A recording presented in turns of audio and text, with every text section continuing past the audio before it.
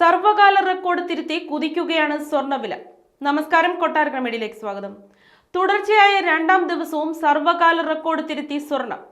ഒരു പവൻ സ്വർണത്തിന് ഇന്ന് 160 രൂപയാണ് വർദ്ധിച്ചത്. ഇതോടെ ഒരു പവൻ സ്വർണത്തിന്റെ വില 56,000 രൂപയിലെത്തി. 1 ഗ്രാം സ്വർണത്തിന് 20 രൂപയും ഇന്ന് കൂടി. ഇതോടെ 1 ഗ്രാം സ്വർണത്തിന് 7,000 രൂപ എന്ന നിരക്കിലാണ് ഇന്ന് വ്യാപാരം പുരോഗമിക്കുന്നത്. ഈ മാസം മാത്രം ഒരു പവന് കൂടിയത് 2,640 രൂപയാണ്. പോയ വർഷം സെപ്റ്റംബർ 24-ന് ഒരു പവൻ സ്വർണത്തിന് 43,960 രൂപയായിരുന്നു. ഒരു വർഷം കൊണ്ട് ഒരു പവൻ സ്വർണത്തിന് കൂടിയത് 12,040 രൂപയാണ്.